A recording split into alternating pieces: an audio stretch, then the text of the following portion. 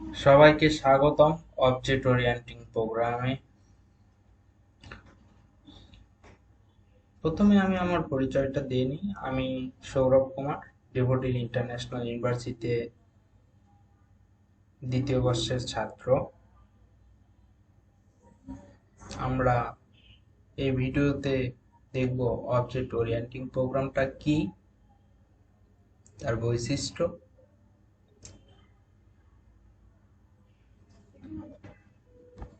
কিছু রোলস আছে, কিছু আইন আছে, সেগুলো দেখব।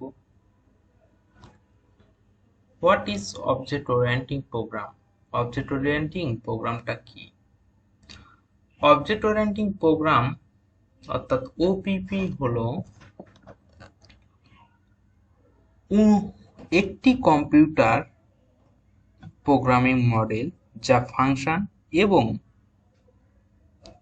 যুক্তির পরিবর্তে ডেটা বা বস্তু চারপাশে সফটওয়্যার ডিজাইন বা সংগঠিত করে। একটি বস্তুকে একটি ক্ষেত্র হিসাবে সংজ্ঞায়িত করা যেতে পারে বা অন্যান্য বৈশিষ্ট্য এবং আচরণ নিয়ে তৈরি, যা আমরা অবজেক্ট ওরিয়েন্টিং প্রোগ্রাম অর্থাৎ ওপিপি হিসাবে চিনি। তো অবজেক্ট ওরিয়েন্টিং প্রোগ্রামে কি কি থাকে? What is structural of object orienting programme?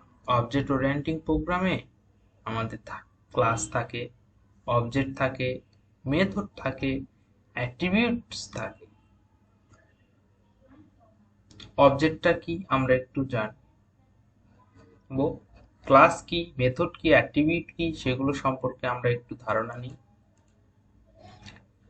Class হলো ব্যবহারকারী সংজ্ঞায়িত ডেটা প্রকার যা পৃথক বস্তু, বৈশিষ্ট্য এবং পদ্ধতির জন্য নীল নকশা হিসাব করে।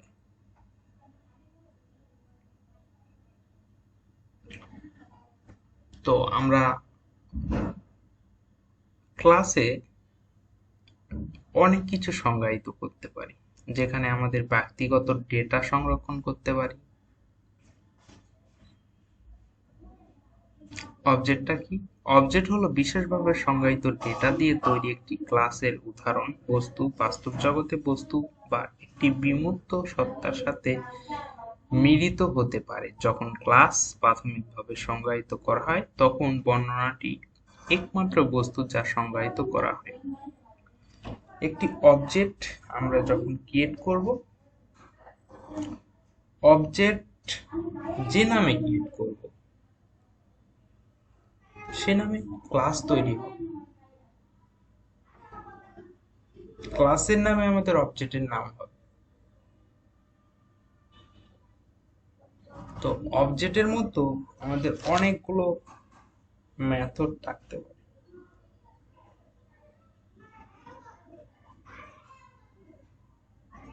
সো অবজেক্টটা আমরা কোথা থেকে কনভার্ট করছি? ক্লাস থেকে। তো ক্লাসের আন্ডারে আমাদের কি থাকবে? মেথড থাকবে। তো মেথড কি সেগুলো আমরা একটু দেখি। পদ্ধতিগুলো এমন ফাংশন যা একটি চেনের ভিতরে সংজ্ঞায়িত করে, অর্থাৎ আমাদের মেথডটা ক্লাসে সংজ্ঞায়িত করা হবে, যা একটি বস্তুর আচরণ বর্ণনা করে। যা একজন মানুষের আচরণটা কি, মানুষের আচরণ কথা বলা, এটা চলাফেরা করা, ইত্যাদি ইত্যাদি। তো এই ক্লাসটা সংজ্ঞায়িত থাকা প্রতিটি পদ্ধতি একটি উদাহরণ বস্তুর রেফারেন্স দিয়ে শুরু হয়। অতিরিক্ত একটি বস্তুর মধ্যে থাকা সাবরুটিন গুলোকে উদাহরণ পদ্ধতিকে বলা হয়। প্রোগ্রামের পুনরুদ্ধারযোগ্য জন্য পদ্ধতির ব্যবহার করা বা কার্যকারিতা একেবারে একটি বস্তুর ভিতরে ঢেকে রাখে। অর্থাৎ আমরা ক্লাসের আন্ডারে অনেকগুলো মেথড ক্রিয়েট করতে পারি, যে মেথড গুলো বিভিন্ন নামের হবে এবং সেখানে আমাদের অ্যাট্রিবিউটটা কি হবে তা একটু দেখি আমরা। তো ক্লাসের যে আমাদের গুণাবলী আছে তা আমরা নির্দেশ করব কি দ্বারা? অ্যাট্রিবিউট দ্বারা। এর বৈশিষ্ট্যগুলো আমরা লিখবো কি দ্বারা? অ্যাট্রিবিউটস দ্বারা। তো what are the main principal of OPP? ও তো আমরা মেন প্রিন্সিপাল বলতে কি বুঝবো ওপির? সেটা আমরা একটু দেখব। Encapsulation, abstraction, inheritance and polymorphism. Encapsulation কি সেটা একটু দেখি। এই নীতিটি বলে যে সমস্ত গুরুত্বপূর্ণ তথ্য একটি বস্তুর ভিতরে রয়েছে এবং শুধুমাত্র নির্বাচিত তথ্য প্রকাশ করা হয়। প্রতিটি বস্তুর বাস্তবায়নে এবং অবস্থায় ব্যক্তিগতভাবে একটি সংজ্ঞায়িত শ্রেণীর মধ্যে রাখা হয়। অন্যান্য অবজেক্টের এই সক্ষমতা ডেটা লুকানোর এই বৈশিষ্ট্যর বৃহত্তম প্রোগ্রাম নিরাপত্তা প্রদান করে এবং অনিচ্ছাকৃত ডেটা দুর্নীতি এড়ায়। তো ইনক্যাপসুলেশন কি, যখন আমরা একটি মোবাইল অ্যাপ্লিকেশন বা ওয়েব অ্যাপ্লিকেশন তৈরি করব ওপি দিয়ে, তো সেখান থেকে আমাদের কিছু নির্দেশনা ফলো করতে হয়। সেখানে যে প্রোগ্রামটা আমি তৈরি করব সেখান থেকে সাইবার হামলা যেন না দিতে পারে, ভিতর থেকে আমার ডেটা চুরি যেন না করতে পারে, সেজন্য আমরা এনক্রিপশনের নিয়মটা ফলো করব।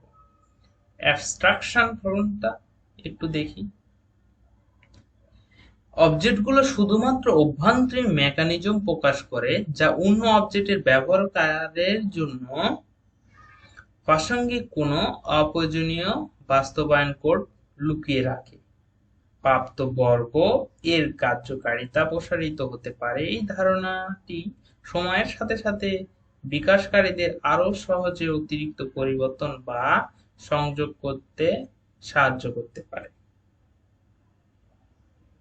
অর্থাৎ আমরা যে অবজেক্টটা ক্রিয়েট করছি, সে অবজেক্টটা কোনো কোনো কিছুকে নির্দেশ করলে সেই নির্দেশনা এড়িয়ে চলতে হবে আমাদের। সাপোজ একটি ব্যক্তিকে আমি একটা কটু কথা বললাম, তো ওই কটু কথাটা আমাদের লুকিয়ে রাখতে হইলে আমাদের অ্যাবস্ট্রাকশন এর অবজেক্ট ক্রিয়েট করতে হবে যা অন্য কেউ ফলো করতে না পারে। সেজন্য আমাদের অ্যাবস্ট্রাকশনটা ইউজ করতে হবে। ইনহেরিটেন্স কি? ক্লাস অন্যান্য ক্লাস থেকে কোড পুনরায় ব্যবহার করতে পারে।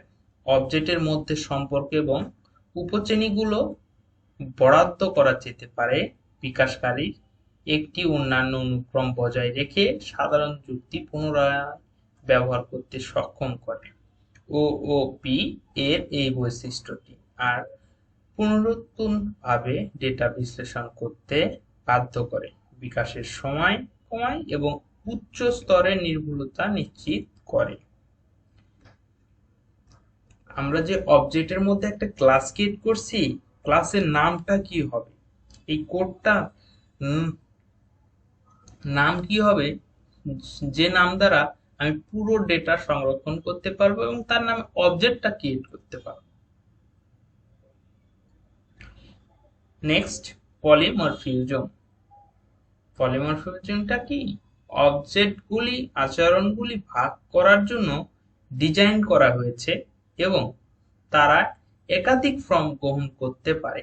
প্রোগ্রামটি নির্ধারণ করবে যে কোন প্যারেন্ট ক্লাস থাকে সেই অবজেক্টের প্রতিটি এক্সিকিউশনের জন্য কোন অর্থ বা ব্যবহার প্রয়োজনীয়, কোড ডুপ্লিকেট করার প্রয়োজনীয়তা হ্রাস করে, তারপর একটি শিশু শ্রেণী তৈরি করে হয় যা অভিভাবক শ্রেণীর কার্যকারিতা প্রসারিত করে। পলিমরফিজম বিভিন্ন ধরনের বস্তুকে একটি ইন্টারফেসের মধ্য দিয়ে যেতে দেয়। তো আমরা কি বললাম? পলিমরফিজম একটি শিশু শ্রেণী, একটি বাচ্চা কি তার বাবার সমান হবে? তো বয়সটা কি আমাদের ছোট শিশুকাল থেকে কি আমরা বড় হয় নাই? তো আমরা সেটাই নির্দেশ করব একটা ক্লাসের মধ্যে যে অবজেক্টটা ক্রিয়েট করব সেই অবজেক্টের পরিমাণ তো মেথড থাকতে হবে। মেথডটা কি হবে আমাদের? ভিন্ন ভিন্ন হবে। একটি শিশু শ্রেণী থেকে যখন আমরা বড় হয়েছি, একটু বড় হইলাম, 1 বছরের বড় হইলাম, শিশু শ্রেণী 5 বছর থেকে 6 বছরে গেলাম, তো আমাদের আকার ইঙ্গিত তো একটু চেঞ্জ হবে, শারীরিক গঠন চেঞ্জ হবে। 6 থেকে 7 বছরে যখন গেলাম তখন আমাদের আকার ইঙ্গিত চেঞ্জ হবে। এই কথাটাই বলছে polymorphism. What are the example of object orienting programming language? অর্থাৎ ওওপি এই ল্যাঙ্গুয়েজটা কি, আমাদের এই ল্যাঙ্গুয়েজের ভাষাটা কি? তো অবজেক্ট ওরিয়েন্টিং ল্যাঙ্গুয়েজ গুলো আমাদের কি কি আছে সেগুলো আমরা যদি দেখি, রাবি এটা একটা object orienting programming language, Scala এটা একটা অবজেক্ট ওরিয়েন্টিং প্রোগ্রামিং ল্যাঙ্গুয়েজ, জাডি এটা একটা অবজেক্ট ওরিয়েন্টিং প্রোগ্রামিং ল্যাঙ্গুয়েজ, এমারেন্ট এটা একটা অবজেক্ট প্রোগ্রামিং ল্যাঙ্গুয়েজ, জাভা একটা অবজেক্ট প্রোগ্রামিং ল্যাঙ্গুয়েজ, পাইথন একটা object programming language, C plus plus একটা অবজেক্ট প্রোগ্রামিং ল্যাঙ্গুয়েজ। তো ওপি ওপিতে আমরা মূলত জাভাটা শিখবো, জাভার একদম বেসিক থেকে শিখবো। তো আমরা নেক্সট ক্লাসে জাভা সম্পর্কে একটু শিখবো। Thank you for my video Riju.